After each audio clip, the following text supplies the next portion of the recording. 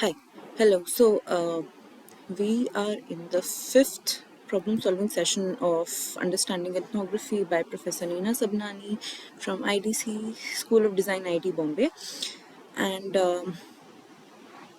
in the last four sessions, basically, we have tried to understand how ethnography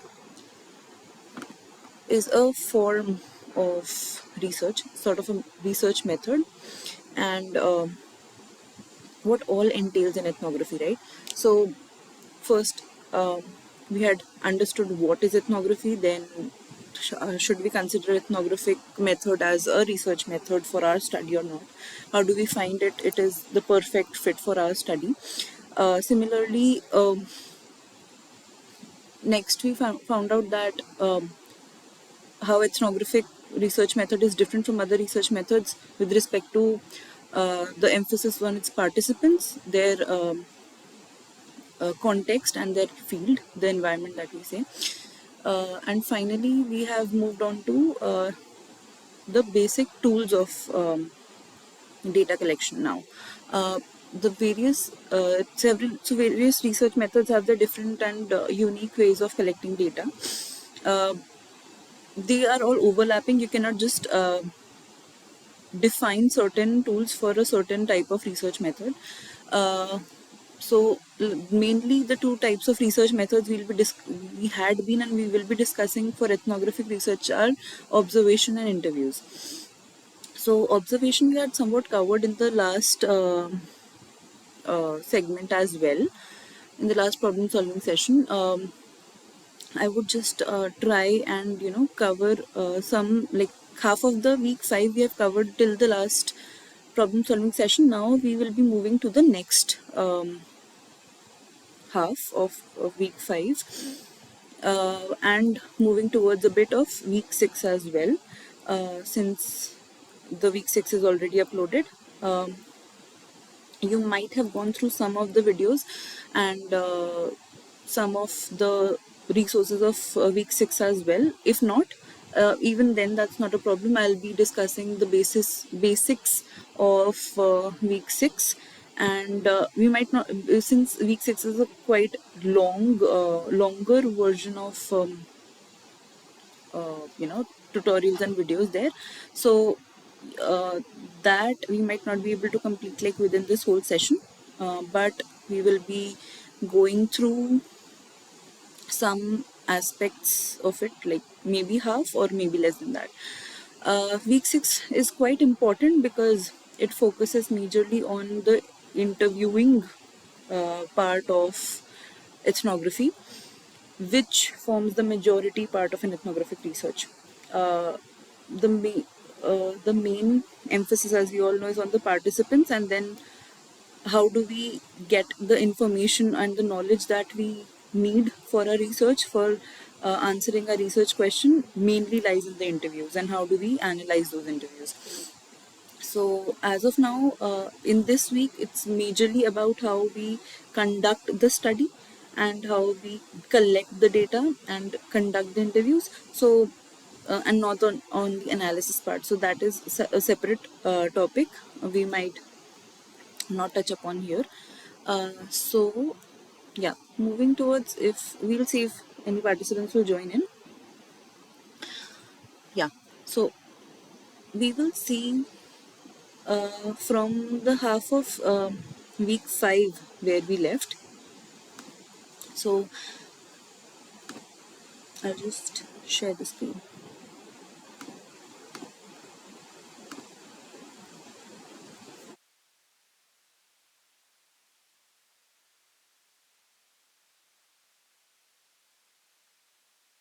Yeah. So we had left to the participant observation part.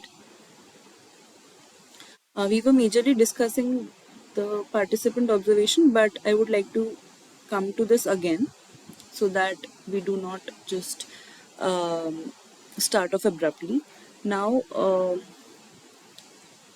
a major aspect of observation that we consider um, in an ethnographic setting is participant observation.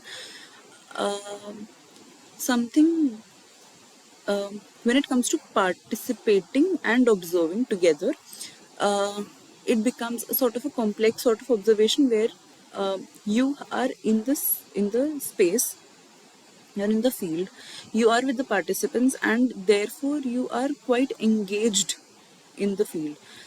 It's not that you are just sitting and observing a certain activity that they're doing or a certain period of the day, but it's majorly about how you are performing certain activities along with them that they are performing, right? So as we had already seen, it is a method of learning in which we participate in the everyday and occasional activities of the phenomena that we want to study. Now here, if you remember, Professor Nina says that while trying to learn the Bhil paintings, she went to the field, interacted with the participants, and also tried making Bhil art herself. In that activity, she unraveled a lot of things that she wouldn't have been able to just, get through the dialogue. And also, while doing the activity, it gives you a base for starting off a conversation with the participants. It's not easy to engage your participants with your questions, or with the conversation that you have in your head every time. It is very difficult to um, you know first engage the participant, second get answers to your questions, basically. So unless the participant isn't interested in what your research is all about or what you're asking, they won't give you the answers that you would feel are like beer quality, right? So um, yeah, so the little nuances that she got from actually performing that activity with the participants literally enriched her research. That also means that she would have found newer aspects to her research question than she would have just thought by getting the answers from her questions. So that is one thing that participant observation is all about. Second, is that by participating in the phenomena, we try to learn through the meanings that the other associate with it. So other here is the participant, basically. Other, so as we've already seen, once you are in the context of a researcher, you consider your participants as the other. Similarly, you know when you are in the shoes of the participant, you consider the researcher as the other. So you have to always um, swiftly shift between the two roles, so that you get to understand both of their perspectives easily. And also, it's not that easy, but sort of you justify the act, basically. You justify your research. So yeah, now when it comes to meanings, uh, it is very obvious that whatever activities your participants are performing hold a sort of deep meaning into them in themselves. It's not that whatever you try to observe from a distance, it it might not look very meaningful from the outside, but when you sort of involve yourself or participate in the actual activity, then you get to understand and unravel the underlying meanings. So like in the example that we were discussing about Professor Nina participating in the Bhil paintings, she would yeah she would actually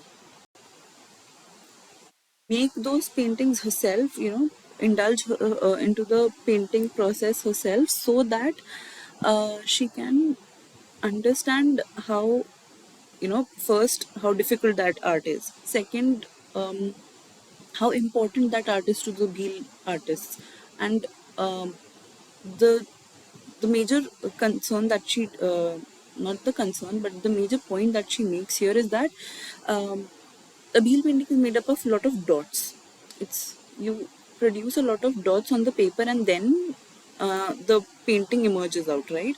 So she understood why that sort of painting is done through that method, right?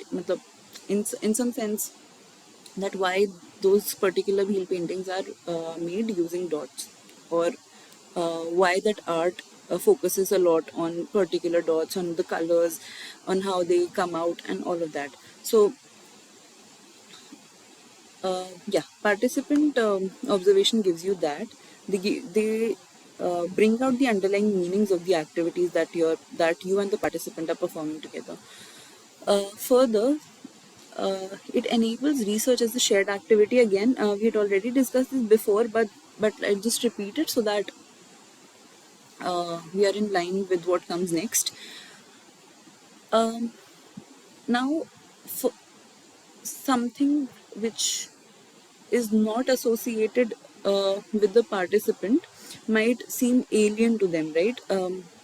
You just going to them and asking questions about their work, about their life in general, might be intriguing, and they might not want to share things just like that to somebody who is just there to know about them, understand about them, or know something very deeply, or have an in-depth insight to their lives. So such observation, the participant observation, would help the researcher to maintain a sort of shared control in their study. What happens is you gives a share of your research to the participants, obviously, because they are a huge stakeholder when it comes to your study, because everything, all aspects of your study revolves around the participants, their daily activities, and whatever particular aspect of their lives you're interested in. So in that sense, it makes the participant, it doesn't make the participant an alien to your research. It allows them to understand what you're trying to do, what you're trying to grasp from their lives. Second, it sort of changes the power dynamics between you and the participants, right? Once you're asking questions, it feels like you're the higher entity. You are somebody who will be analyzing, judging their lives and their activities. But when you are actually involved in their activities, then it becomes something different. Then you are both equal and working together, producing something together, if at all you can. Then the power dynamics shifts towards the participants, and then they do not feel somebody who is just bound to answer questions. So again, in that sense, they would that would build trust, and that would also build that sort of rapport of the researcher when it comes to interaction with the participants. Now, when the researcher is basically not only observing and indulged in the activities of the participants, they are sort of um, aware of what problems they face, or what how difficult the job is actually when they are indulged into the same activity, and that creates a sort of much greater empathy in their minds about the job. Just looking at how the artists are making or producing their paintings would not really make the researcher aware about what sort of skill goes into that, because those artists have been performing those that activity since maybe generations, or since a longer period of time, and they are very good at it. They might be masters in that sort of activity, and you might not be able to see that once you are not doing it yourself. So in that sense, also, like making paintings through putting dots into a canvas would actually have made professor empathize with how skillful this work is, right? So that is one aspect which is fairly a decent reason of why we should perform a participant observation. And the final thing is, there are a lot of aspects of the ethnographic study which cannot be described and articulated in words properly by the participants. They like for once, if you ask them how do you do this job, they'll try to put into words the procedure in which they perform that job, but again, not everything can be put into words, and that is tacit knowledge where the researcher gets to dig into while they are performing that activity with the participants. In that sense, uh, they get to learn a lot from which from what that cannot be said in the field, but also from the so-called experience of the researcher, right? So this uh, experience that is basically embedded in practice can only be unraveled through participant observation, and I don't think there are any other ways of doing that. You have uh, to get into the shoes of the participants to understand what they go through, and what uh, sort of struggles they face, what sort of what gives them joy while performing their jobs or something like that. Also, the environment plays a very important role, because you are there in the environment, but again, doing a particular job in a certain environment makes all the meaning out of what you're trying to grasp from the study, right? So yes, that is why we do participant observation. Next, there are various ways in which the researcher participates in the lives of the participants, right? Also, we can say there are ways, and then there are certain levels as well. We'll come to the levels later, but there these certain ways can be incorporated, or it's not that just one of them can be incorporated at once. You can employ more than one of these ways into your research, and maybe that can produce much better results than you think. So first is apprenticeship. Apprenticeship is, sort of a learner model where you where the researcher keeps themselves as a learner in the field. They might not just indulge themselves in the activities of the participant, but would try to learn how things are done. So it's a sort of where the researcher tries to give a higher pedestal to the participant and not themselves. They are there to just understand and observe how things go on, how they lead their lives, how they perform their job, and they do not sort of intervene much into what all goes in their job, right? They wouldn't go and perform the job themselves.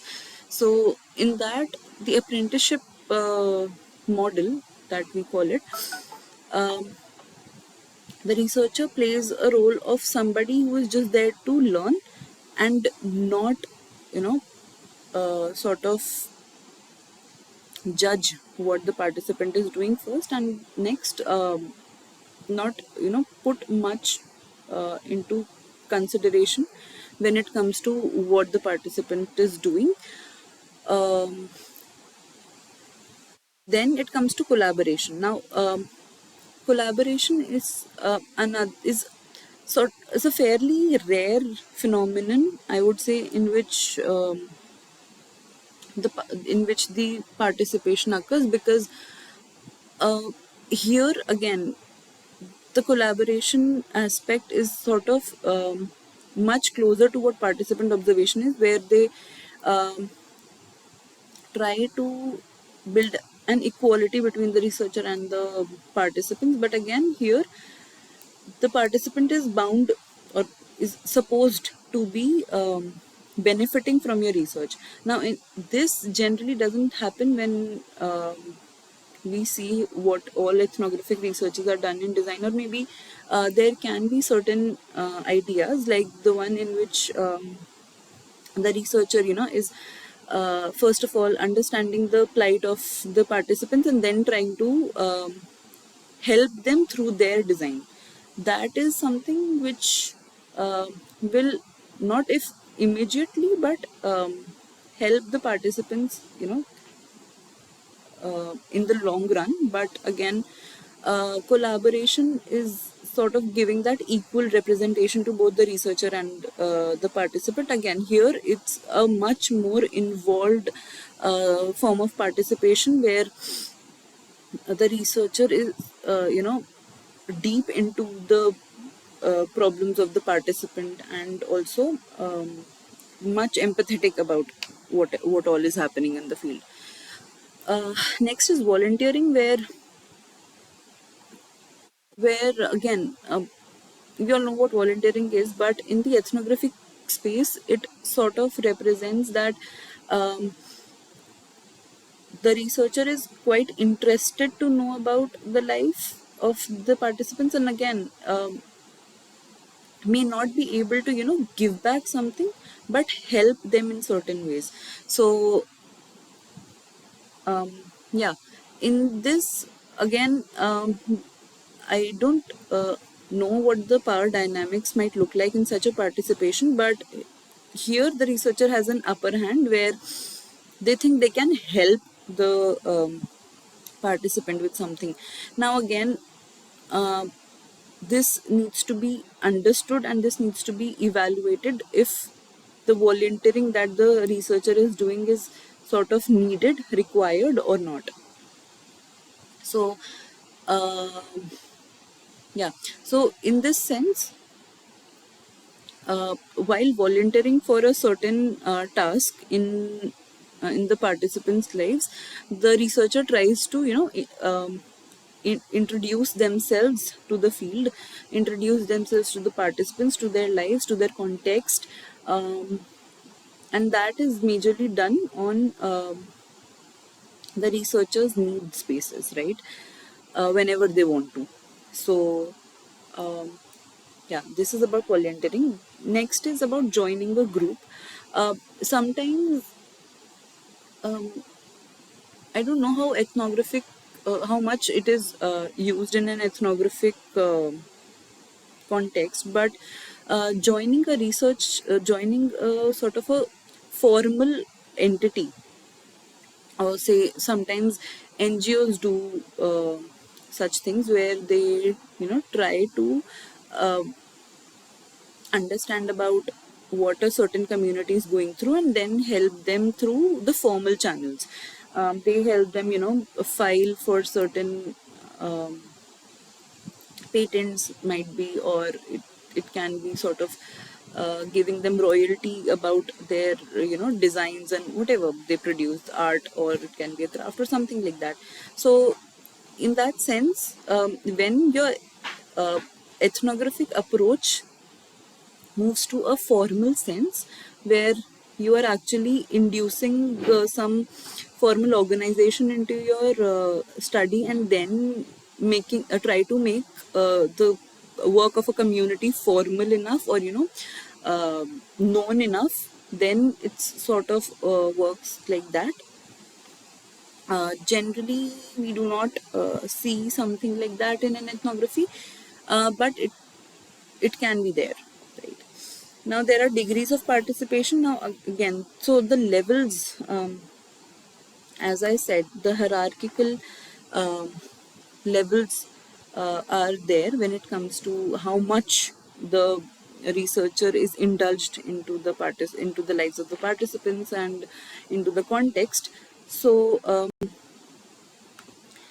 first is active participation, where you know the ethnographer is there with the participants all through.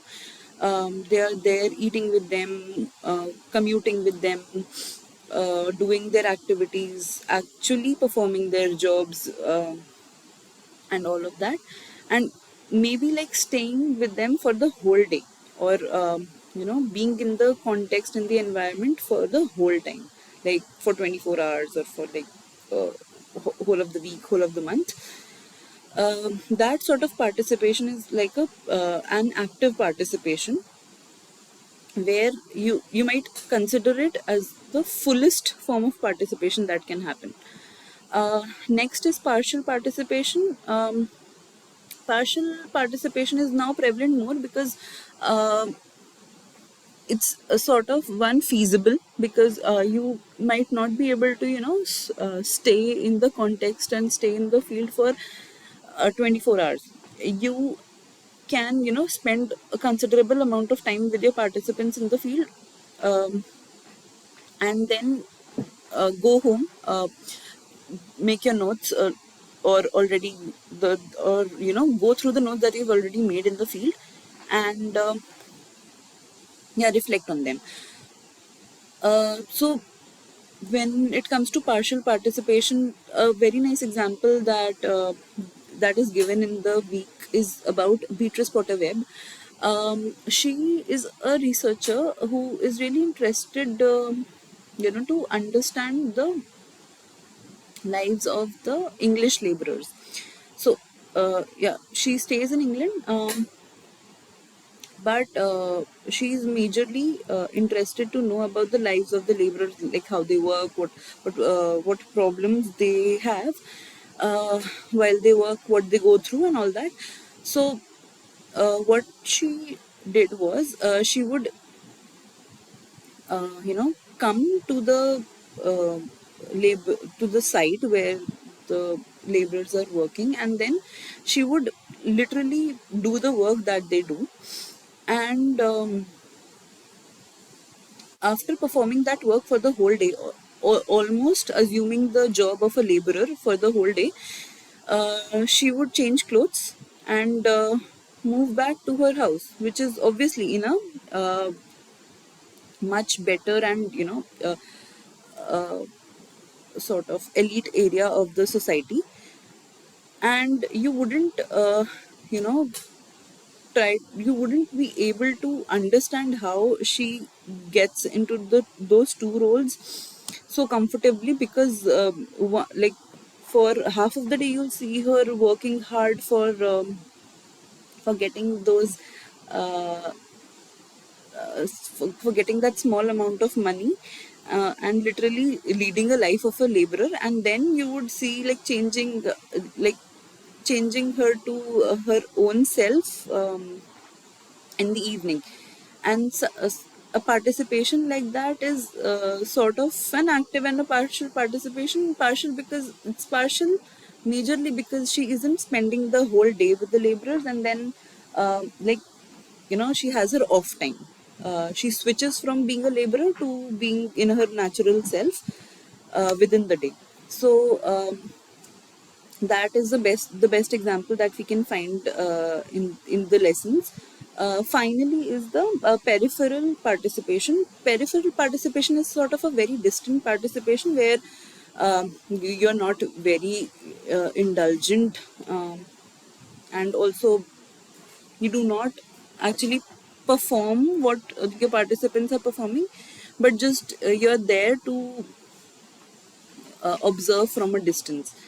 And sometimes peripheral participation basically in an ethnographic situation is acceptable when it comes to uh, something that the researcher is not very aware about. So if for example the researcher is majorly focused on you know uh, understanding the life of people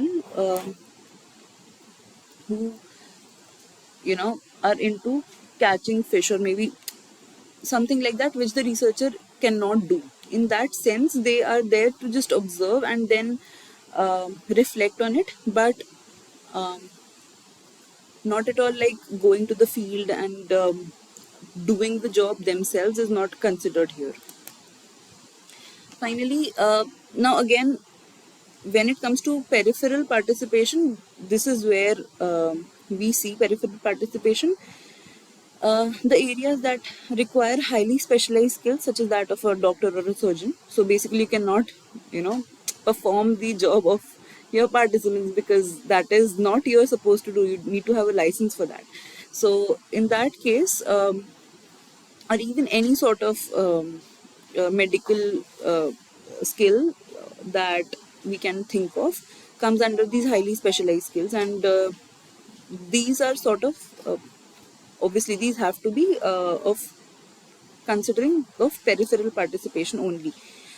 Next are the areas and activities where the researcher is simply not allowed to participate. So, sometimes this can include very religious rituals and ceremonies in which the participants are, skeptical about if they should allow the researcher in their context or not. Now, not so when it comes to the societal framework, then there is several castes that are not allowed to perform a certain religious ceremony or perform a sacred ritual, and similarly there are there if you belong to a different religion then than from your participants, then obviously you cannot just go there, perform their rituals, because they might not be very comfortable about it. So in that sense, these areas call for peripheral participation, and yes, and then it becomes a necessity to perform that kind of participation. Otherwise, it is always suggested that you indulge yourself in the field as much as you can, right? Now, when it comes to you know going into the field and doing all this observation, but what happens is you cannot just be in the field and remember everything from whatever you have learned from the field. Also, while you're interacting with your participants, you may not, or you will not obviously remember everything that the participant has said, or they have put major emphasis on. Then it becomes very important that you carry certain equipments with you so that you can actually record what is going on in the field. Now, recording, as we already have seen a bit in the last problem solving session, recording is important first to remember everything, basically what all has happened in the field. And secondly, sometimes when you are in the field, your mind is equipped with a lot of different things. You might be thinking about how to involve the engage the participants in your conversation, or you might be thinking about the artifacts that you've seen there. In that sense, you might miss out on the nuances that are there in the field. You might not just capture their sense sometimes. So, in that sense, it is very important that you record what all is happening, and this recording can be in different forms. So, basically, you're writing whatever you think is important, and you're jotting down in your notebook, you're making notes of it. This all comes under recording. Then drawing. Some designers and some researchers who work in the design aspect, or who may not be working in the design field, would want to draw their participants and the field. So sometimes what happens is, generally people prefer to take photographs in the field, so that they can have a very vivid and clear description of what their field looks like.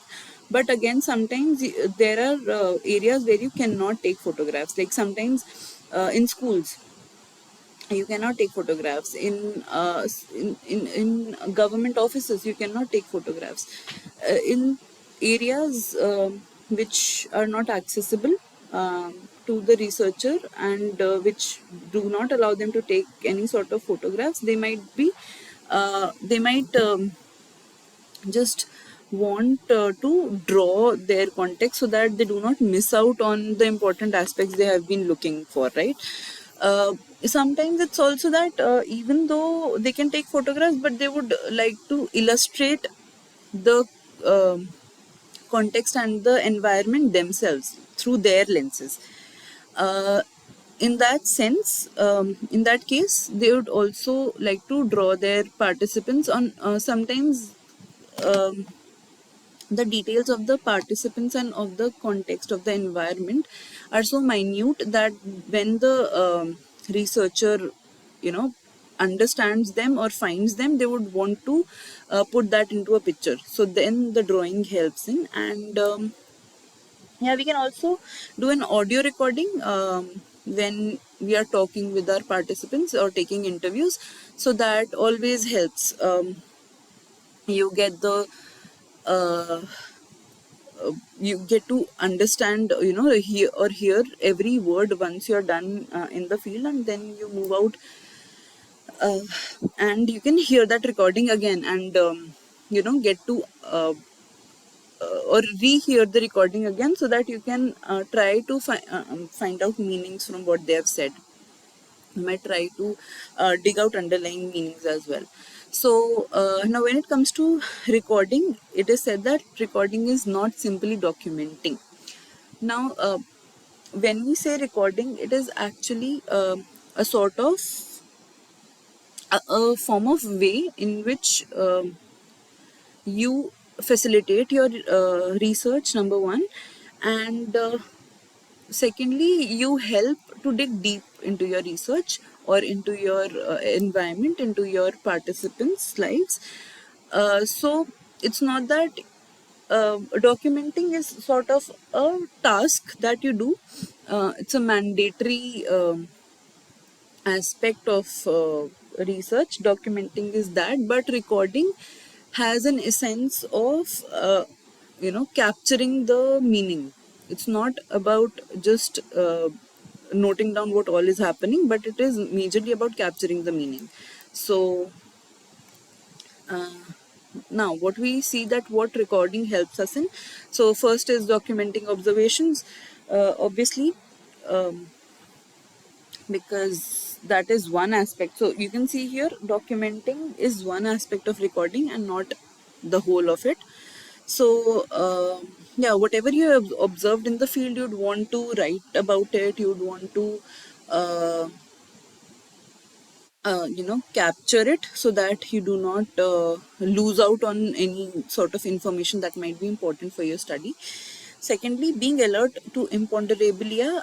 Now if you are the only researcher in the field, then it becomes difficult to, you know, capture all aspects of the field. You might not be able to, like, it might happen that when you're talking to the participant, you're not able to capture any details about what is happening around the participant, right? Because you're too engrossed into the conversation. And you're trying to find out meanings from the conversation. But sometimes what happens is, things that are happening around you and the participant are also equally important, so that you can maybe first analyze them, second try to find out meanings from that, from those happenings as well. Now analyzing as we observe. So like when you have recorded something, might we have taken pictures of your context, and when you gone back to your safe place where you're actually you know, reflecting on what has all happened in the day, in that sense, you are actually there, while you're observing, you're also analyzing what you have all gone through throughout the day. And in that, uh, you are actually both observing and analyzing the details all in the same day. You don't have to, you know, remember everything and uh,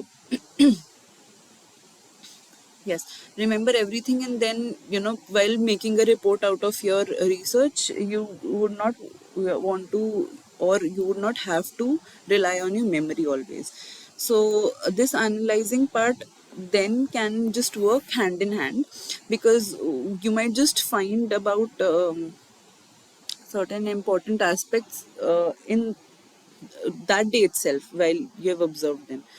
So yeah, and finally developing concepts based on observation. So once you're analyzing your observations, then you can actually find patterns in them. You can develop some concepts. You can think, why would the participant do a certain thing, why would they speak a certain way, right?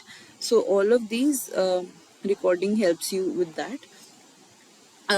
While in ethnographic recording, there are certain types and characteristics in which uh, you can play through. So one is interpretive and analytical. So an ethnographic recording, basically, like recording everything that you see, uh, can give you a nice interpretation of what all has happened of the day, or you can analyze them, or you can analyze them particularly.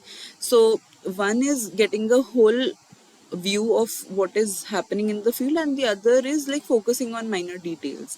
So that can depend on what your research question is and what do you really want to know from the field. So these interpretations that you can derive from what you've recorded, and whatever smaller analysis or the wider analysis that you have made from the recording, these can be done in an ethnographic setting. And then being a distant and an intimate recording, so a distant recording is obviously capturing the whole wider essence of what is happening in the field. It might record something that you might just want to record an incident in the field and then reflect on it. So like for example, when you're in the field, you see that like for example, you are majorly interested in to understanding how the concept of money works for the local vendors, right? So in that sense, when you're doing a distant ethnographic recording, you might be recording how many people are coming to the shop, and how much they are spending, or uh, what all do they take from the vendors, what all do they buy from the vendors, and things like that. But when it comes to intimate recording, then you might just have pictures of the what do we call, the khata book of the vendor, or the transactional details of the vendor, or maybe um, the details of what particular item they stock up in their showroom and everything like that. So either if you want to take up a holistic view of what is happening in the field, or you'd want to focus on minor details, then in that sense, those two sort of recordings are very different type of recordings. Finally, self-reflexive recording is something that we have already discussed about, maybe like writing notes, which so that you can find out little nuances from uh, those sentences, or maybe taking photographs, so that you can maybe just look deep into it and find that why certain things are kept at a certain place in your participant's house, or something like that. So yeah, now when it comes to different types of the different ways in which we record, right? So there is one way in which you can do it is like forming or constructing field notes. So now there are various types of field notes that researchers generally make in the field. Uh, One is quick notes.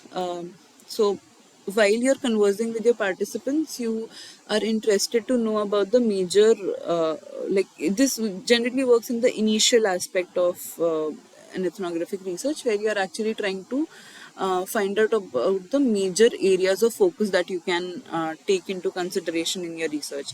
So the broad areas. So then you just quickly note down the keywords that you find interesting from the conversation of yours and the participant. And further is about jottings. So jottings are much detailed form of field notes, which you're actually sometimes noting down the words of the participants word by word. And it can also include that where at what point did the participants stop while they talked, and what non-verbal expressions did they you know give you while they were being interviewed, and things like that. Also, sometimes you are very uh, curious about a certain detail in the house of your participants or in the space of the participants, and then you think that I would really want to talk about this. So these sort of detailed notes which focus on minor nuances, these are called jottings. Then transcripts and interview notes. Transcripts are generally noting down your participants, what your participants have said word to word, and like reproducing the interview word to word is called transcription. And these interview transcripts you create so that you can read through them and understand what they're trying to say. So this is basically so that you can read through them again and again, basically. Yeah, diary or journal entries. These are basically reflective in nature again. When you're done, like for example, when you're in the field for the whole day, and then you think about, and then you have a sort of a flashback in your mind that what all happened today and what were the major incidents that happened.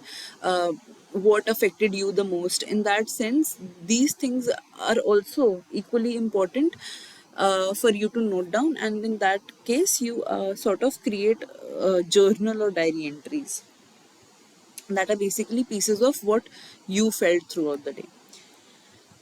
Now let's move on to quick questions. Let's discuss them as we finish off with week 5.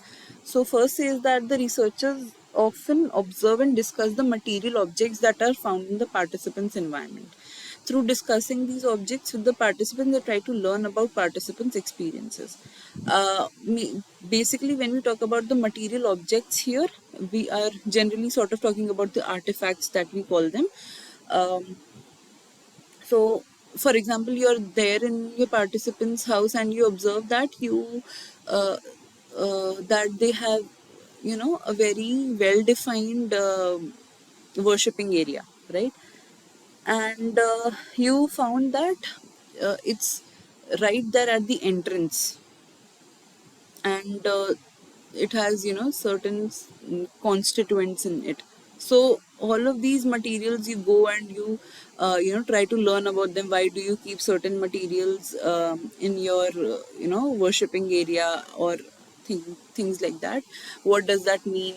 Why do you keep them in a certain direction, and all of that? So some objects, like material objects, what do you say, concrete objects that you can actually see in the environment of the participants, that we majorly call artifacts. Those help in bringing out meaning from the environment. We'll discuss about how objects are important in ethnography later in the week 6 as well. But here, what do you think could the answer be? So, when we say that through discussing these objects with the participants, they try to learn about the participant experiences, we surely do that, and therefore, this is a true uh, statement. So, yeah. Now, next is which of the following may form a part of the ethnographer's observations? Um, Now, every event that happens in the field, irrespective of its relation to the subject of the research, must be observed. Phenomena that constitute the everyday life of the participants, events and rituals that are related to the focus of the study, and all of the above. So, yeah, As we've already discussed, an ethnographer's observation has to be quite broad and specific altogether, right? Um, in that sense, it like initially it is very important to capture everything that you see in the field, and observe everything that you see in the field. You might not know how that might be affecting your research, so obviously you get to observe every event that happens in the field, irrespective of obviously if it has a relation to the subject or not, because you might not believe that it may have a relation with the subject at that point of time, but it may turn out that such an event had a relation, right? Or you might be interested into learning about that event more, so that you have to be always open about. Next is the phenomena that constitute the everyday life of the participant. So as you've already seen, imponderabilia, that has to be observed very minutely and very attentively. So, and events and rituals that are related to the focus of study, obviously you'll have to understand them. So yes, we have to observe all of them. All of the above is the answer. Now let's do some, if this is small, let's do some match the following. Now there are different types of observations that we had discussed in the last problem solving session. So let's just match each of them. First is researchers observe everything that is taking place around them with equal focus. Now this is something uh, which comes under obviously a very focused observation, because no, so right, that might look so focused. So we will see how researchers observe everything that is taking place around them with equal focus. We might just see how it might look like. Then researchers' attention is limited to activities or events that are related to the phenomena they are studying. Now clearly the A and B part are sort of, it might look like opposites of each other, but it's not always the opposite, because as you all know, it's nothing like very different or quite opposites of anything. There is nothing opposite of anything in research, because everything overlaps somewhere or the other. So you might be doing both of them together, right? So like when you observe everything around you with equal focus, then it becomes sort of a generalized observation, while when you are majorly focused on attention to detail, and that is limited to the activities or events that are related to the phenomena that you are studying, then it becomes sort of a focused observation, right? Now, researchers join the participants, taking up a role in the community and get involved in the activities that form the phenomena they are studying. Uh, Clearly, when the researchers join the participants and they get involved in activities, then it becomes sort of a participant observation. And when researchers do observe but do not play any active part in the community's activities, then it becomes a non-participant observation. So that is clear. So yeah, we have one associated with C, two associated with D. So we have the option B, right, as the right answer. Now let's come to interviews. Now we are done with the observation part. That was one form of collecting the data, right? And yeah, that was just one way in which you can collect data. Another way is yeah, another way that we majorly focus in ethnographic research, as I have already mentioned in the start of the problem solving session, is that interviewing is another aspect that we will be majorly focusing on. So, why only observation and interviewing? Because these form the major aspects of getting involved in the field or trying to collect data from the field. In an ethnographic setting, majorly when it comes to understanding the participants and understanding the field, understanding the context, these two forms of data collection majorly serve the purpose, and therefore the major focus of the course is on observation and interviewing. And also you will find these two aspects, or maybe these two tools of collecting data, um, forming a majority of ethnographic researchers, right? So let's just move on to interviewing now. As we have already discussed, there are a lot of things, like I've already said in the last problem solving session as well, that observation is a very in-depth activity that requires your full attention in the field, and would unravel a lot of meanings from the field. But just observing something might not help you get to the real understanding of the field as, and also of the participants.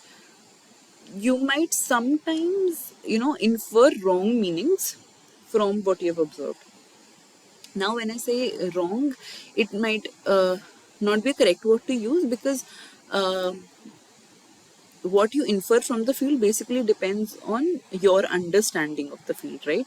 So the participants are the people who have the maximum understanding of their field, and because they are there, they are living in that environment.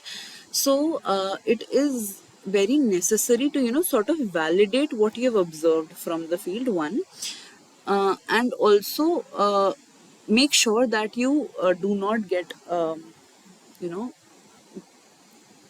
incorrect, I would say, or unimportant observations or meanings from the field, right? So, in that sense, it is suggested that you talk to the participants of what you observe. It's not that you can just observe participants one day and come back and then you're done with the ethnographic study. It doesn't work like that.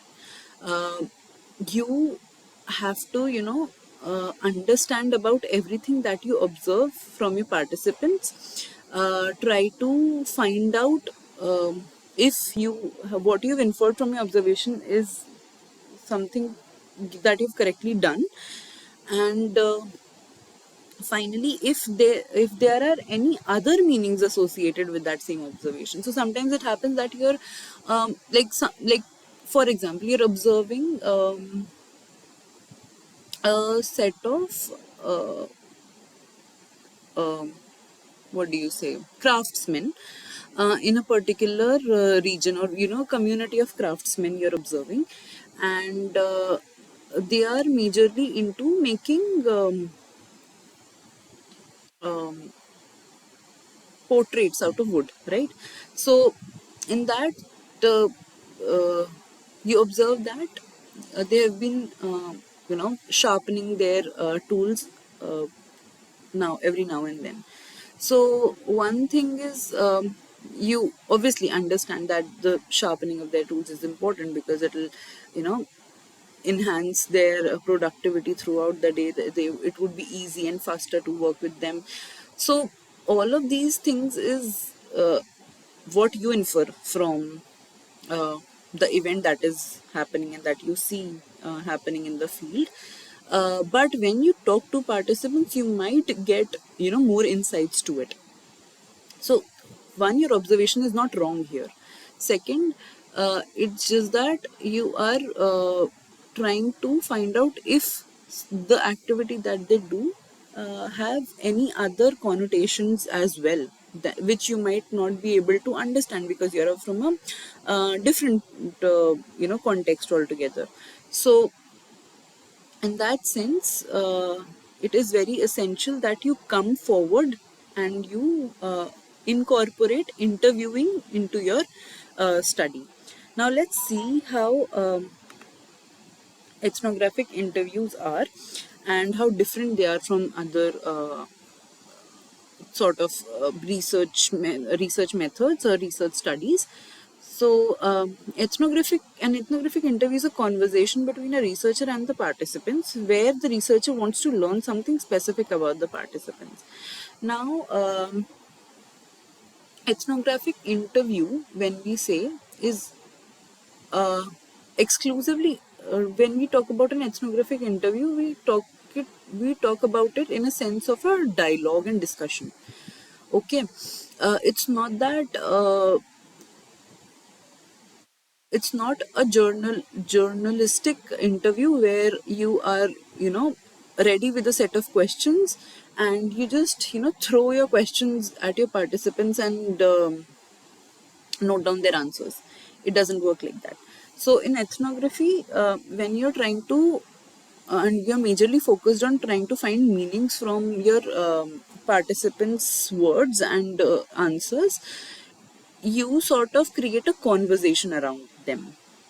You do not directly ask the, you know, you cannot really ask the research question as it is.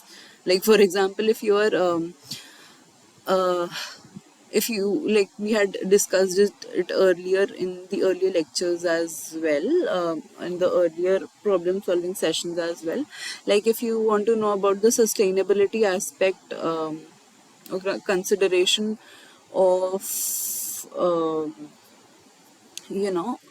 the ideal makers of uh, Mumbai or maybe of a certain region, then you cannot just go there, go to your participants on the first day and say that I am here to, ask about what do you think about the sustainability aspect of your job.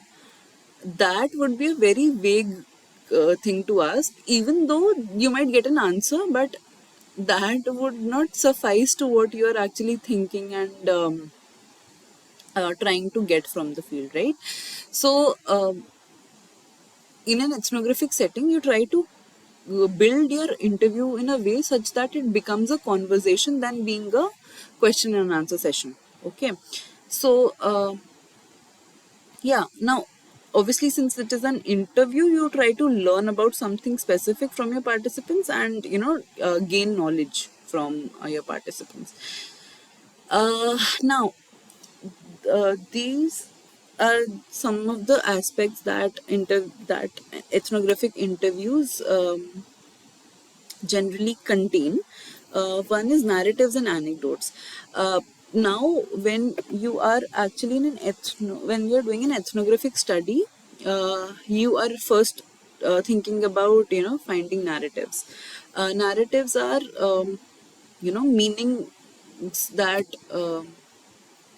Meanings or opinions basically of your participants, and that can be related to anything, like anything in general, anything about life, or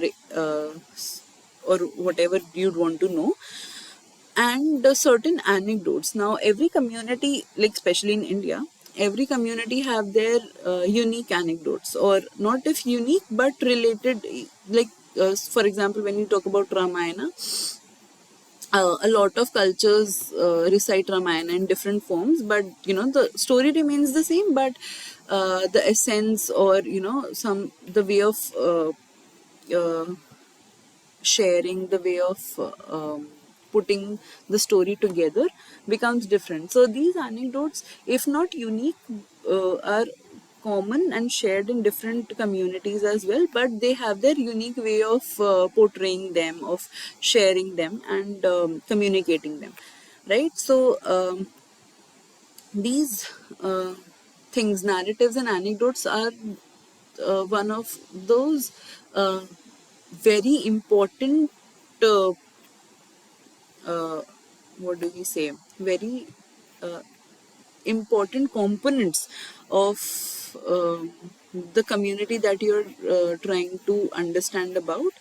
And if you get to, get these out during your interviews, then it is a good job, I guess. You would want to learn about the different narratives, and you would want to learn about the different meanings, opinions that your participants have. And if you can get them through the interviews, then that is a very nice job that you have done. Next is ethnographic interviews are sort of interviews where you think about establishing relationship with your participants, right? These occur only when you have sort of established a relationship. Like for example, you cannot just, as I said, you cannot just go to the field and start asking questions. You have to first build your rapport. Rapport is like you have to build trust of your participants in yourself, and make them comfortable enough so that they can share their heart out, right? So in that sense, first you create a relationship. Like you can go about doing observations during that time.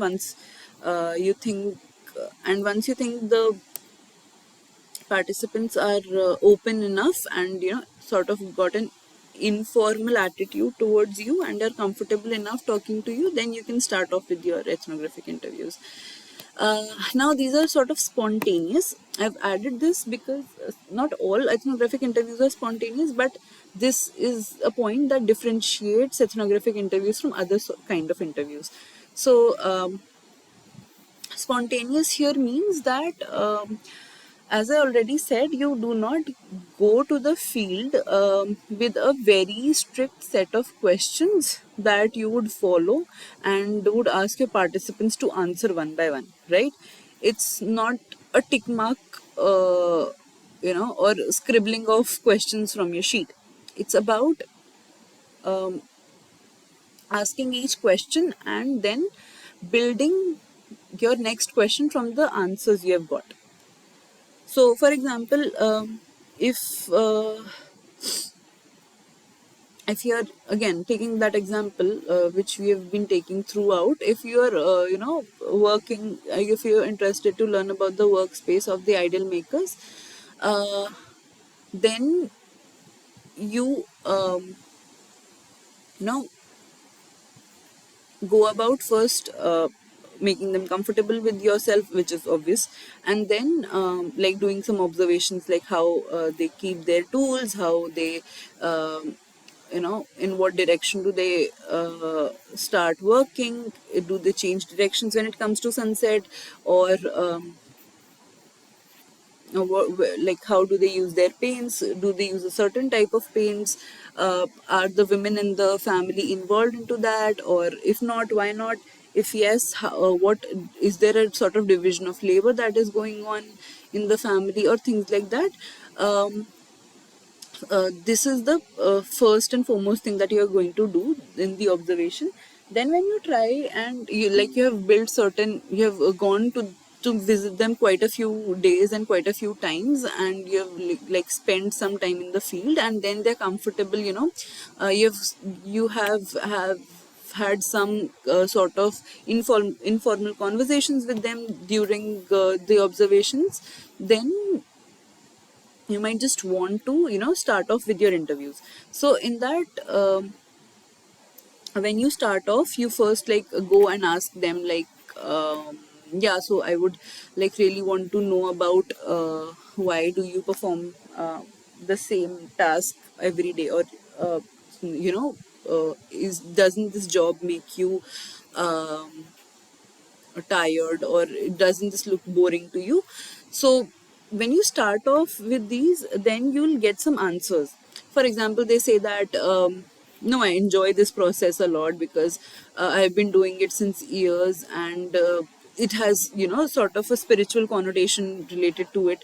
So making idols of Lord Ganesha makes me feel that I am contributing well to the society, or things like that. And then you catch certain words, and then you say, why do you think making the idols of Lord Ganesha makes you feel that you're contributing something to the society? Then they say that, then they'll have a certain answer. They might say that, because a lot of devotees eagerly wait for the for these idols, they take them home and give a very personified image to these. So then you will again take up a question further and say that, why do you think it is so important for the people of the city to have a Ganesh idol in their homes and things like that. So you um, build your questions from one answer, and then you might try to find out patterns from those answers. And also, with respect to your study and your research question, you would try to find out what aspects of their answers are related or relevant to your research area, and what are the interesting topics they're talking about. So all of these things you can just do in while you're in the field. You do not have to create a concrete interview, your set of questions that you have to ask of and finish, right? So that doesn't happen in an ethnographic interview. And majorly, why do we do it? It's the basic agenda of doing an ethnographic interview is obviously to seek knowledge from the community, and but it is eventually to learn more about the members of the community. So once you're there to seek knowledge, it is also important from whom you're seeking knowledge from, right? So, and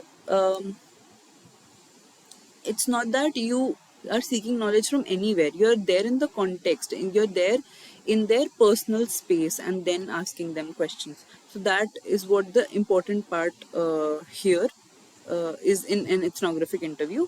This all of this is basically all of these things basically differentiate an ethnographic interview from other forms of interviews. And yes, let's see how we can link observations and interviewing together. So now, as I've already said, that there is no abrupt stop to a certain phenomena in an ethnographic setting, or maybe in any sort of research. You cannot just say that you're done with a certain step. The various steps in a research, or in an ethnographic research, or in an interview uh, would be overlapping. They would be you can go to and fro, and it's not that you have to move in a very sequential manner. You can curate your interviews with respect to your needs and with respect to your research question. So when we say that we are observing, like when we go to the field, we are first observing and making ourselves and also the participants comfortable with each other. Then um we don't say that when we are starting off with the interviews we do not observe. So these both of these can go on together. And like in an ethnographic research, learning gathered through different sources and means. So different sources is again uh, through observation or through interviews, feed into each other. So it, like as a like I have already said, uh, things that you observe in the field and you might not be able to comprehend why they are happening, or what is the logic behind them, then you go on to ask about those same things to the participants. So you're building from an observation, you're building meaning from the observation while you're doing the interview. So also it can go the other way around as well. While you, like for example, you have asked about a certain activity of their day. For example, you find out that the idol makers are actually uh, using different types of paints for different you know different gods and goddesses, right? Then you have just asked them the reasons that why do you do so, and they might give you certain number of reasons for that. But it does stop there. You do not stop observing how they perform after that. Even if you know the reason behind a certain activity or a certain phenomena, you do not stop observing. You keep that process constantly on. So observing is obviously a key part of every interview. Now we'll come on to how you observe the participant as well when you interview. But as of now, let's keep it to observing the environment and the field in general. Okay, now while interviewing, you can have different sort of like different types or forms of conversation with your participants. The very surface level and you know broad way of conversing with your participants is through opportunistic chats. So, like as I've already said, you do not just go to the field and talk and directly ask your research question or like start talking about your research question right there. You first create that environment, and also you make the participant comfortable in talking to you. So then when you're starting with opportunistic chats, you start off with like so how was your day, and when they are telling you about your day, and then you pick up from those points that okay, why did that happen to you, and how do you feel when that happened to you.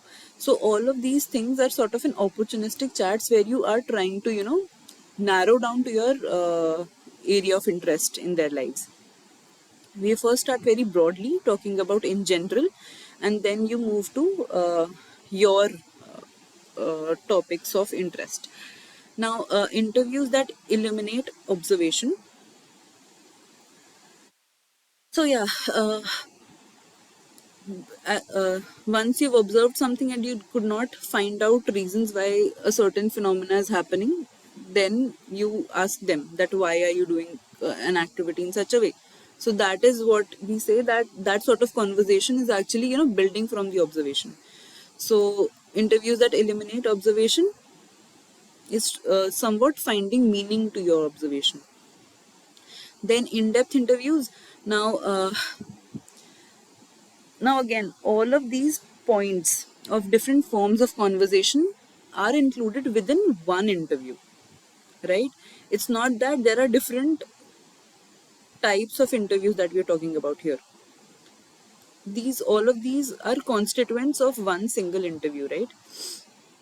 So yeah, in-depth interviews are where we actually have reached that stage where we are talking to the participants about what we want them to talk about, the major ideas of your research question, and you have found out certain interesting topics from the conversation now, so you try to build on them. These in-depth interviews we'll be talking about later. How do we go deep into conversing? So yeah, we'll see that. But this one, the last one, the oral history interviews are quite different and may not be related to the above three. So there's in the week 6 you'll come across concept of oral history, which has been fairly you know explained and tackled in great detail. So when we're talking about the oral history, we see that there are certain, like in an ethnographic research, if you say so, uh, some researchers are interested to know about how the behaviors of the participants, or some characteristics of the participants have changed because of some events in the past. So oral historians have this idea that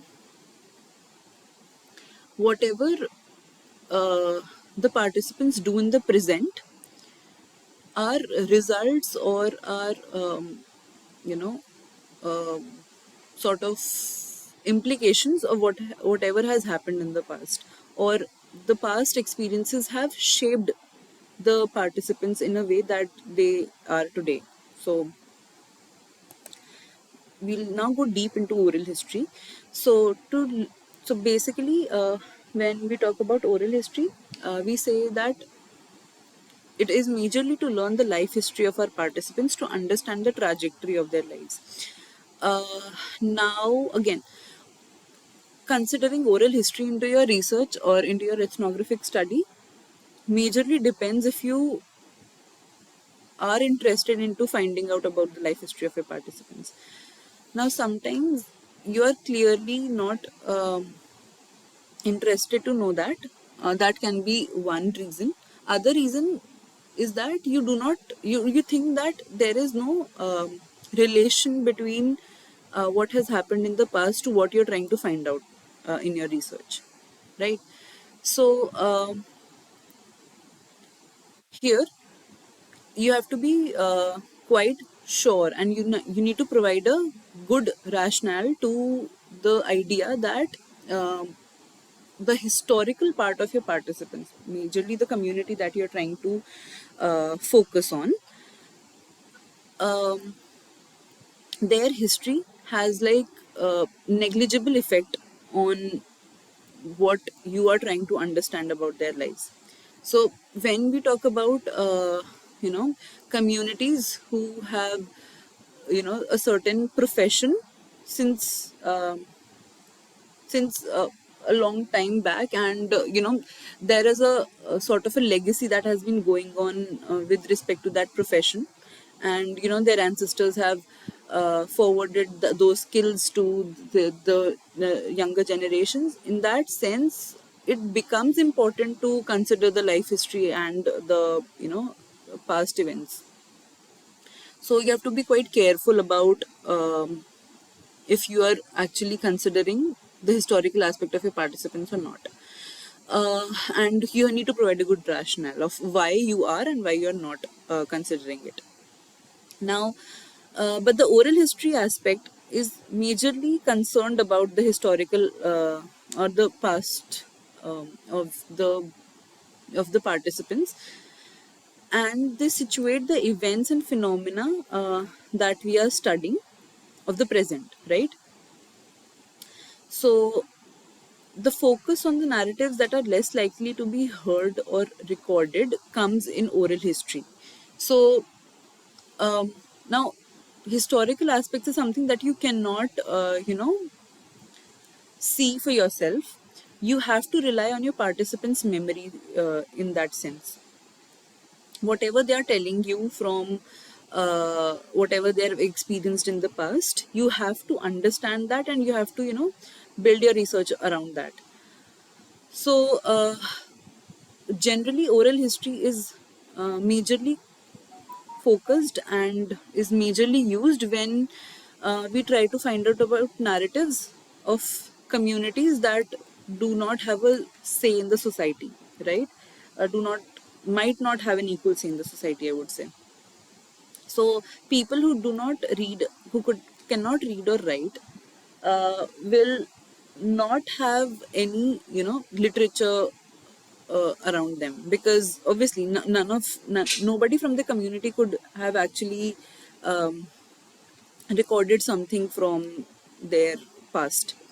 So here it here is the aspect when the oral history comes into play. Again, people from marginalized groups, um, this is majorly important because when you are actually sometimes you try to find out or you are interested to know about a community who has not been addressed a lot in the literature. But when you do that, you cannot just start off with the present aspect or the present scenario of that community. You have to go into the deeper details of what had happened to them in the past, and why they have been so isolated, why nobody cared to give a voice to their opinions, to their problems, etc. So these two aspects are majorly when we consider oral history. And it's we need to be clear here that the oral history we're talking about is not about oral traditions. So uh, when we talk about oral, you people majorly confuse it with oral folklores or stories or anecdotes, right? Those are sort of related with respect to oral traditions and not with history. Now, if I give you example here, in the videos, you'll go through the professor from Srishti talking about how she, um, you know, worked with the Pat Chitrakars of Bengal, and they would, they would, paint about incidents of the past, and majorly not that their own incidents, but obviously foreign incidents like 9/11. So, in that sense, we're not talking about how traditions work, but of the exact events that had happened in the past, so that you have, a logical backing of it. So, oral historians believe that we must understand an event through the narratives of the different people who have experienced it. So, the idea behind it is that when you're actually talking about past events, you need to hear it from the people who have actually experienced it, yeah, or who were there while that event was happening or the phenomena was there, right? So, uh, these narratives are obviously important because they determine how those people lead lives today. Now, oral history is again a field of study and a method of for gathering, preserving, and interpreting the voices and memories of people, communities, and participants in the past events. As I've already said, that when you are trying to cater to the unheard, then this method of gathering and preserving their culture, it can be culture, it can be memories, it can be uh, traditions, but these have these have to be from past events, and these have to do something with the history, and not that they're associated with anything at the present moment. Now, the oral history is all about recording, transcribing, and considering it as a research method. Uh, Now, when we say recording, it's generally that you're taking interviews of the participants you're trying to conduct the study with, and then you're transcribing what you have heard from that. Like, not transcribing, as I've already said, is like reproducing the interview word to word, and even I would say not word to word, but meaning to meaning, because there are a lot of non-verbal and non-verbal cues and some silences that you actually also give place in your transcriptions. So that is what exactly the participants have said and have communicated to you. Uh, Now, with respect to both recording and transcribing, it evolves into a research method because, you know, your research question, if it has that a sense of knowing about the history, then the only research method that can help you, obviously there are other research methods when it comes to historical research, but when you're trying to find a pattern from history to the present, then this sort of oral history uh, you know turn, um, shapes into a research method, basically. Now, several ethnographic researchers or researchers in general use oral history interchangeably with terms like life story interview, life review interview, and personal narrative. Again, life story interviews, when you are very focused about knowing about a particular either particular individual's life, how it has evolved through time, or the whole community's place in the society in general. So, uh, yeah, this one, when we say uh, the examples given in the lectures are majorly about how people during the partition have expressed or communicated their plight in the present. So you might not find any instantaneous examples or evidences from their life, but now when people have gone through their lives and have actually researched about them, then they're majorly interested and would like to know about the life story in general of these participants, so that they get to know about that particular event of partition, right? That the lives of these people give meaning to that particular incidents in the past.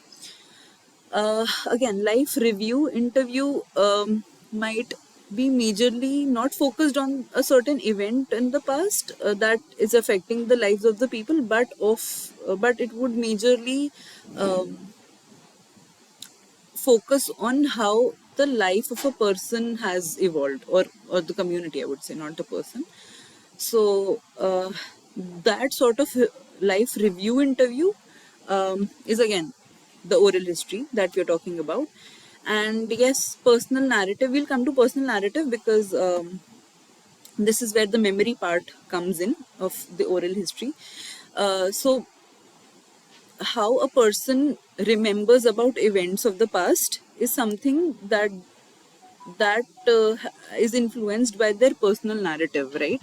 uh, how important a particular event in the past is to you will be different from what a particular event in the past is valuable or more important to me.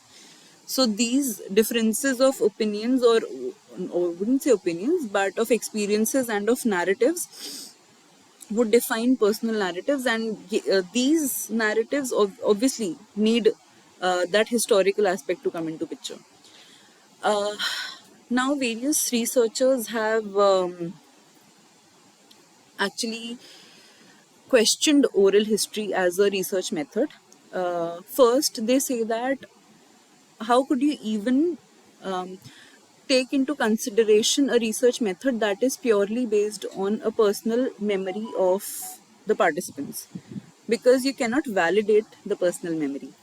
Uh, and you cannot say that whatever the participant is saying is wrong or right, because you never know what happened.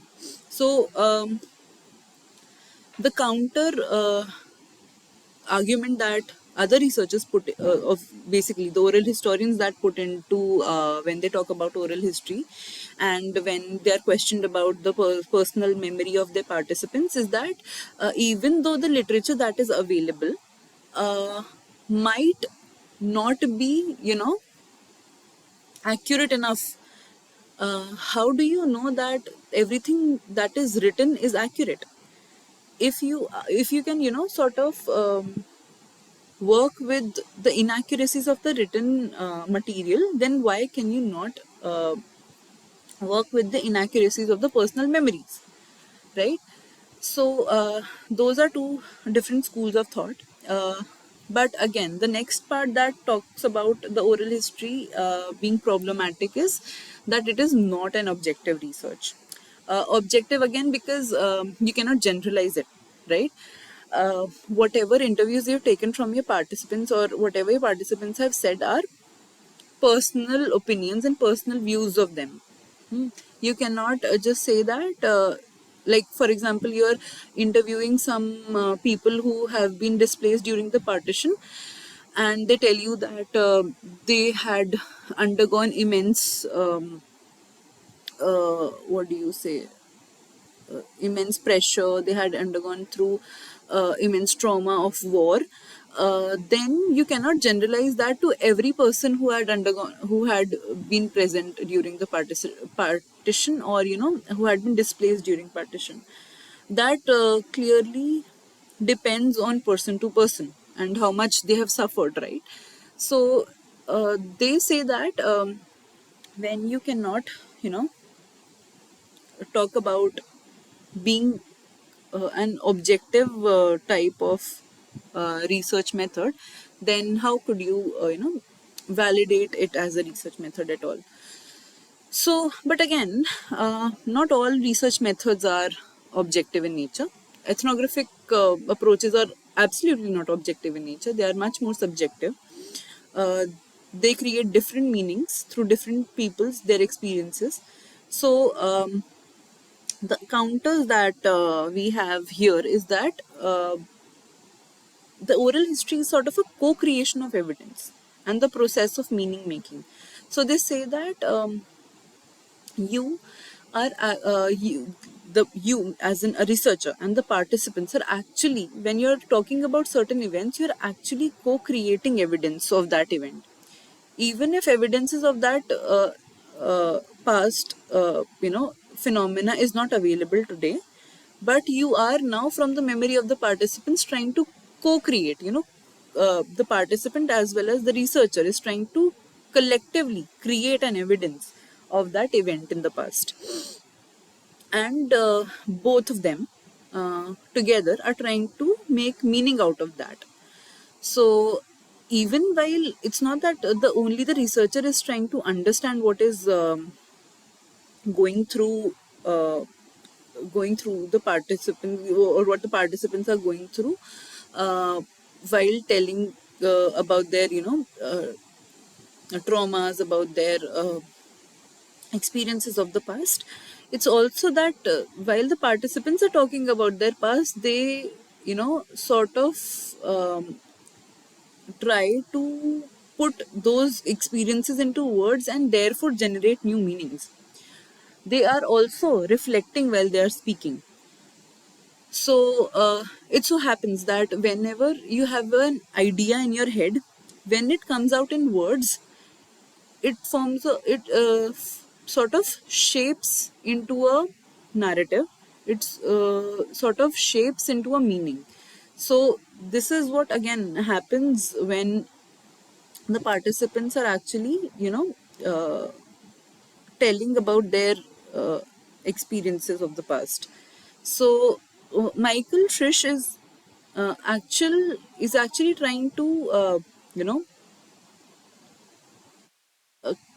put this into an idea of shared reality, shared responsibility, which means that it's the responsibility of both the participant and the researcher together to generate evidence of the past events and to create meaning of those events in the present now.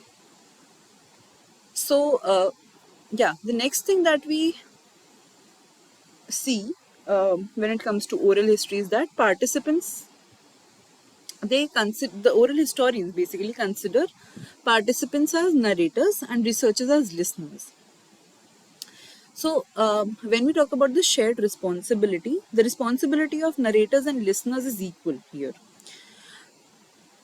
What, like, if for example I go and talk to people who have been, who have experienced the Bhuj earthquake.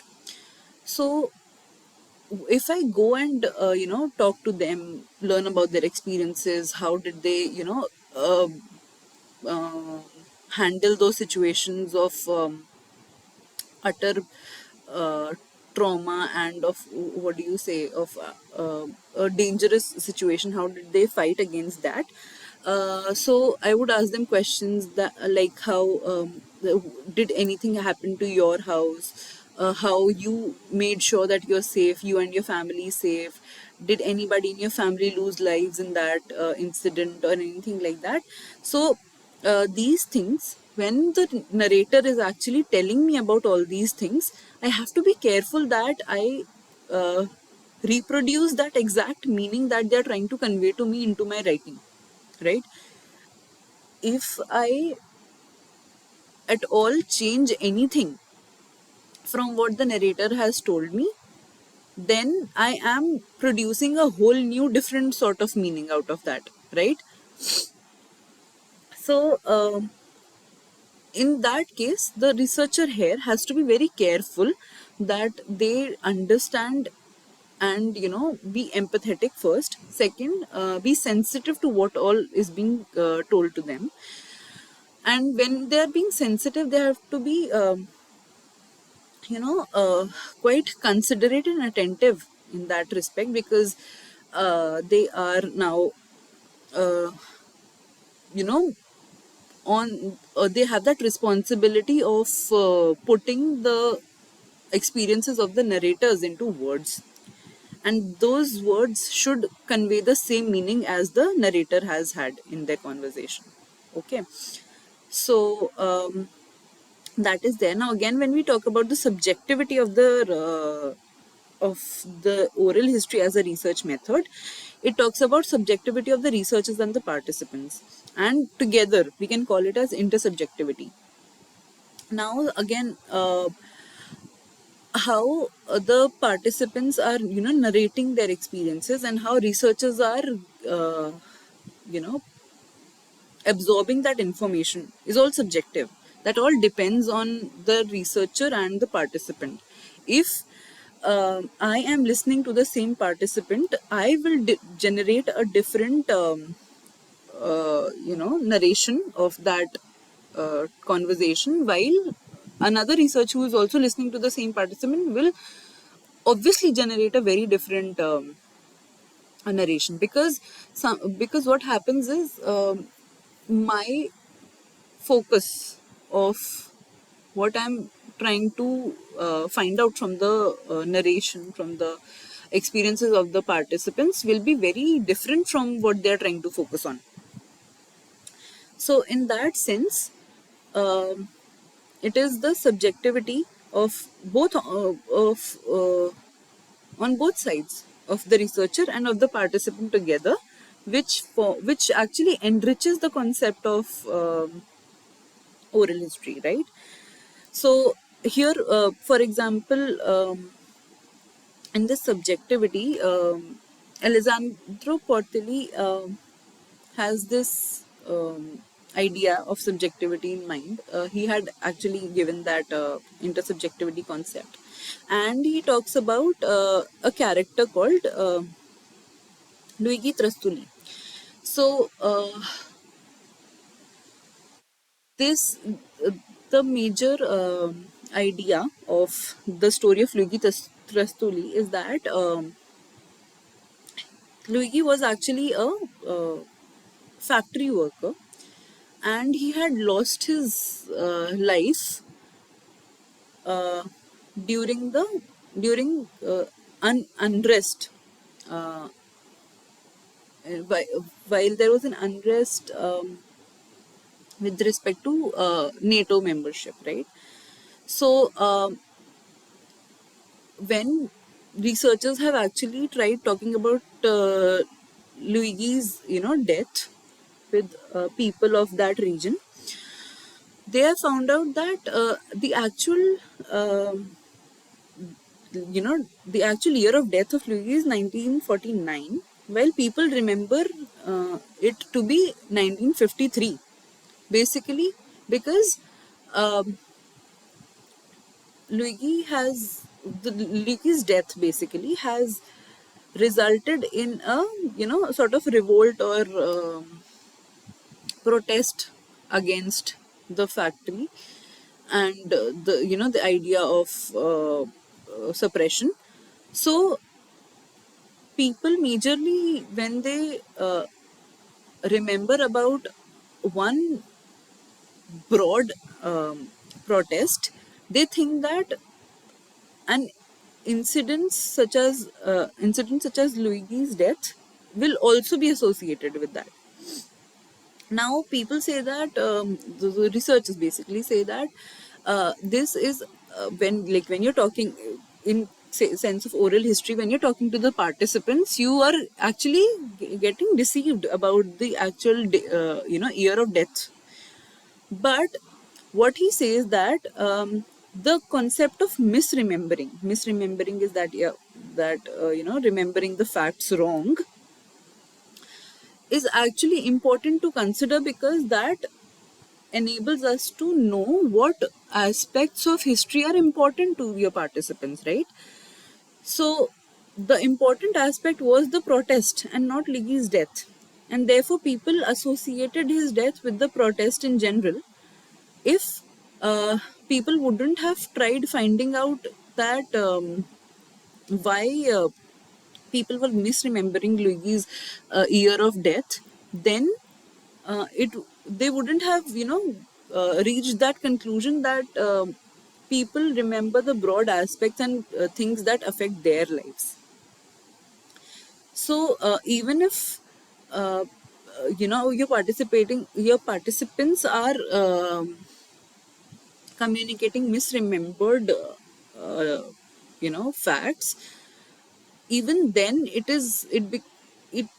gives you an insight that why they are producing wrong facts, right? That gives you a deeper insight to what was important to your participants. So now moving on to like why how is ethnography and oral history and qualitative study all different? Ethnography, as we have, if you remember, we have talked about in the first or maybe second problem solving session, where we said that in an ethnography, we are majorly concerned about the present scenario, present context, present environment of the participant. And we have little to do with their past. We are trying to understand the current context in which the communities work. And ethnography works with time and space, as we all know, because we have been constantly discussing about how time is important in an ethnography, how space is important in an ethnography. So if you change a time period, everything in the ethnographic research changes, in your study changes. And if you change the space, and obviously it'll also lead you to change everything in your research. So uh, ethnography is majorly focused on the even if uh, you know even if a certain event of the past has an effect uh, on the present nature of a particular community, then ethnography would majorly focus on what is the current or difference that has been created because of that past event. They would not majorly focus on what the past event was. Okay, so they would ethnographers would really focus on it would consider one aspect of that past event to be affecting the lives of the participants, but they would have a major emphasis on what their present scenario is, right? um, while in oral history, the major focus is always on what the past event was, and how it had happened, and how it has come to affect the present scenario of the researchers, of the participants, sorry. So yeah, but in qualitative study, it's something that the interviews, that if we talk about how ethnographic interviews work, how oral history interviews work, and how qualitative interviews work, then we see that qualitative interviews majorly focus on a certain one subject, or like now we don't call them subject, we don't call them users, we call them participant. So the qualitative interviews will majorly focus on one participant, while ethnographic and oral history interviews will focus on multiple participants, and they might be sitting together and telling about of a particular maybe event of the past in case of oral history, or maybe talking about their day-to-day lives with respect to ethnography. So yeah, ethnography and oral history obviously have now major emphasis on a community as a whole, and not as particular one person or participant in general. So in that sense they are different. um, Finally, when we say that oral history, when you talk about the oral history interviews, they say that it majorly focuses on the individual memories, and these memories form a major aspect of these studies, right? As you've already seen. Now Yeah, let's just quickly see some fundamental characteristics of an ethnographic interview. Ethnographic interviews here, when we call them ethnographic, it's obviously, it says that you're on the field and you're actually conversing with the participants. So, in an ethnographic interview, it has to be one contextual. So, uh, one thing of an ethnographic study revolving around is on the context. So, obviously, you have to be present in the participant space and then conduct the interview. So, it has to be contextual. Also, the questions that you will be asking in an ethnographic interview will relate to the space that you're in and the context and the environment you're in, right? So, this is what we mean by the interview being contextual. It will focus on, you know, details of the context. Now, naturalistic. When we say ethnographic interview is naturalistic, it means that it is happening in the natural environment of the participants. Again, this concept of going to the participant space in their natural setting where they are actually leading their lives every day, then we are considering it as a naturalistic setting. And ethnographic interviews have to be conducted in the participant space only. Yeah, when we talk about reflexivity, um, as I've already said, participants and researchers both reflect while they are in an interview. When the researcher is trying to observe and interview the participant, they're also trying to make meaning out of every answer of the every word of the participant, every non-verbal cue of the participant, of the environment in general, of the artifacts that are present in the environment. They're trying to reflect on each of it, while the participants, well, they are also communicating with the researcher. They are uh, you know uh, putting their brains into what they are trying to say to the or communicate to the researcher. So in that process, they're actually putting their thoughts into words and therefore reflecting on what they are saying. So sometimes what happens is, participants wouldn't think of something in general, but when the researcher would ask them, then they would understand that, yeah, this, what I'm doing in everyday life has some meaning. So in that sense, sometimes these interviews also help the participants reflect on what they're doing every day, right? uh, so, like, for example, let's take an example that uh, when you're actually trying to understand that why certain different tools are used in at different stages of making a mud idol, you are observing it and then asking that why do you change tools, why in the different stages of making the idol, then it might be happening that the participants are actually the basically the idol makers are actually doing that through their muscle memory, in which says that when you're doing one practice for since a long time and for a lot of years, you do not put your brain into it. Your hands keep working just like that, right?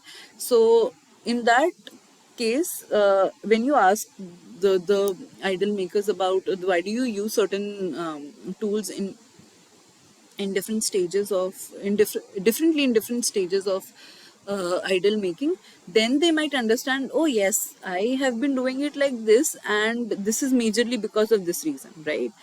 So this reflexivity is one characteristic that is unique obviously to ethnographic interview. Next is fluidity. uh, it is very important for an ethnographic interview to flow from one aspect to the next, from one important topic to the next. So, as we say that it should be fluid, we mean that you start off with broad questions, talk about the everyday life of your participants initially in the interview, and then move to uh, areas of your interest that you'd want to know, right? So in that sense, you flow from the generic information to specific information. And it is obviously very suggested that this flow is very smooth and the participant does not feel this flow going from one part to another, right? So yeah, and it's a similar concept is about flexibility.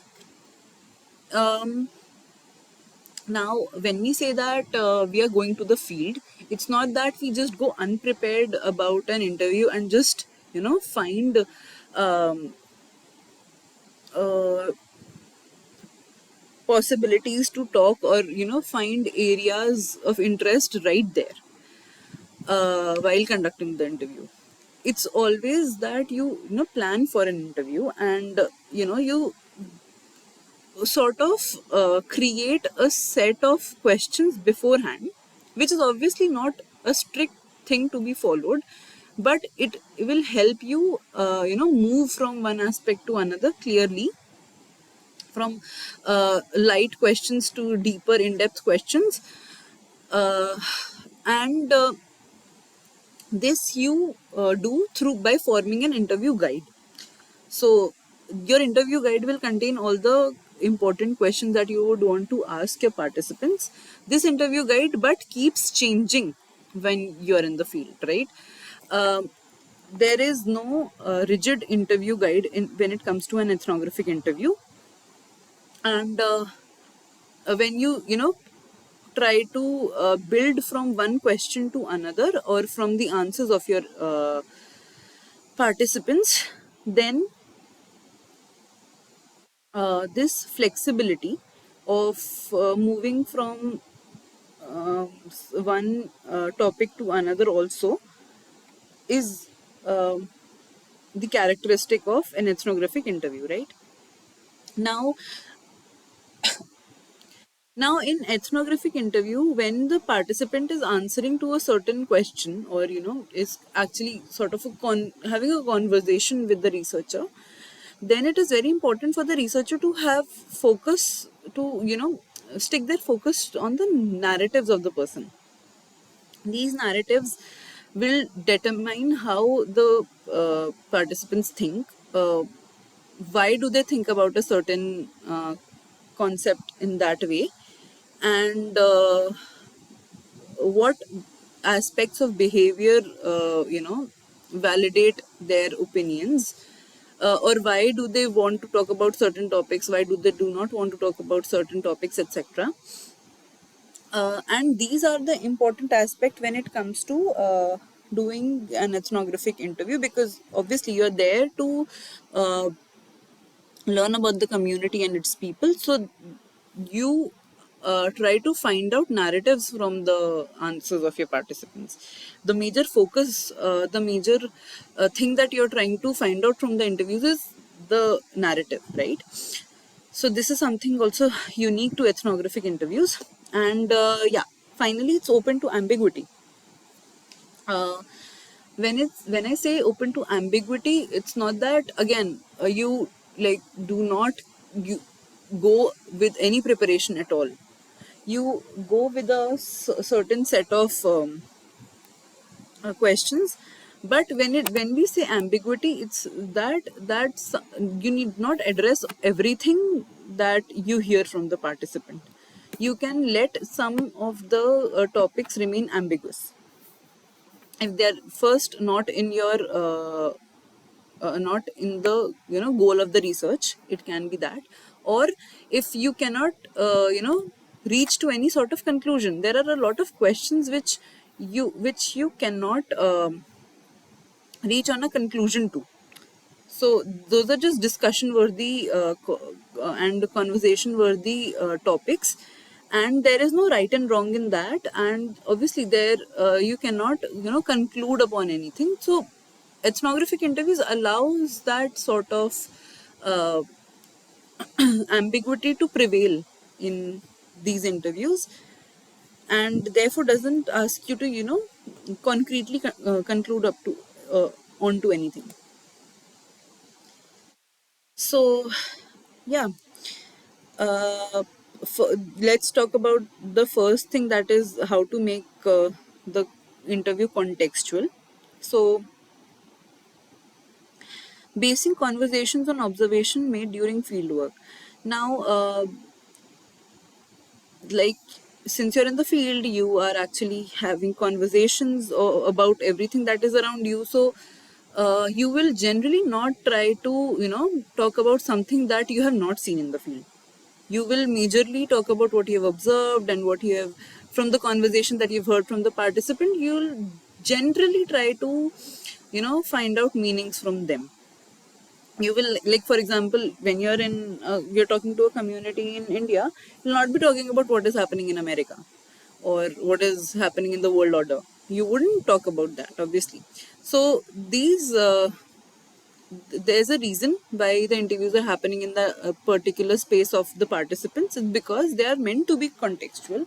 They are meant to be about the field, and asking participants about phenomena we have observed. So obviously, as I said, you can either validate your observations through the participants, or you can try to find underlying meanings from the observations that you've done in the field.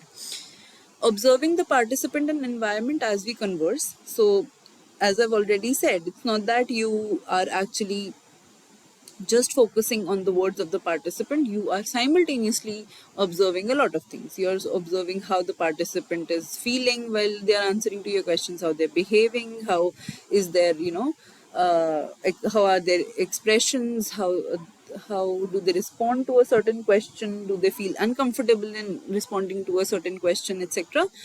And also the environment that sometimes, like, so there's one very nice example that professor gives in the lectures, is that there is this one researcher who is interested to learn about you know the fishermen community the of the country, like, say, for example, of Maharashtra, right? So she goes and creates a list of very she in detail creates a very nice list of interview questions and goes to the field next day. She converses with the participant and says that and asks and keep like starts asking her questions. The participant nicely answers her questions, but then just there comes a vendor, and then the researcher comfortably gives the participant the time to interact with the vendor and go and and then go on with the interview later. But while the participant is conversing with the vendor, and then he starts noting something down into his diary when he's done with the business with the vendor. And then the participant again and then the researcher again starts with her questions from where she had left. So that is one way of doing interviews, but that cannot be called ethnographic, because you are actually not paying attention to what is happening. You might see that how what relation that vendor and the participant are actually, like, what relation do they have between them, how are they talking, what are they majorly talking about, is there any bargaining that is taking place between them, and also what is he actually noting in his diary. If you're not concerned about what is happening in the environment, and you're just focused on answering on the participant answering your questions, then that is a problematic situation which you shouldn't do in an ethnographic interview. So yeah, and revising conversations based on ongoing observation. So yes, here in this particular example, the researcher was not actually revising her conversation with respect to the ongoing observation. So because she was adamant, or quite strict about what she was going to ask and what answer she wants to seek about from her research, from the participants, and therefore she wasn't open to thinking about other aspects or taking other details into consideration while she was talking to the interviewer. So yeah, we'll talk about interviews in much detail after in the next problem solving session as well, because this is something that we majorly need to uh, you know understand very clearly. So yeah, I got disconnected, but yes. So majorly, what we have all seen in today's session is about first observation, um, coming from participant observation to what all considerations need to be there while we observe, and then moving on to the next tool of an ethnographic research of data collection, basically, that is interviewing. And we also talked in detail about oral history. What does it mean? How we generally go about it. So all of this, while considering all of these things, we drastically, not drastically, but eventually move on to what are ethnographic interviews, how do we do it, how what all things to keep in mind, what all does it include. And yeah, we will be taking things forward in the next problem solving session also, um, with respect to various things that are important in an interview, how to begin an interview, how to go about an interview, how to end an interview. All of these things are left.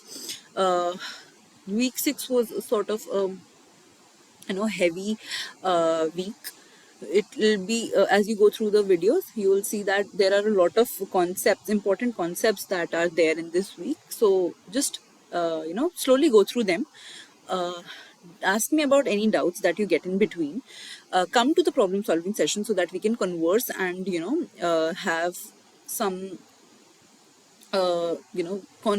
constructive discussions around topics, so that you get to understand about the topic well.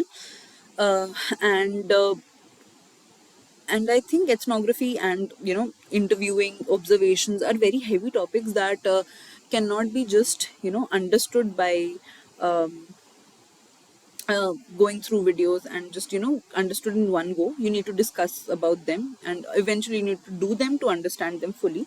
But discussion also plays a very important role, and therefore I would request you to come to the discussion, even if you haven't covered the week's videos as well. But it will obviously enhance my understanding of how much you're getting from my problem solving sessions, and how much I need to do more about something, right? Okay.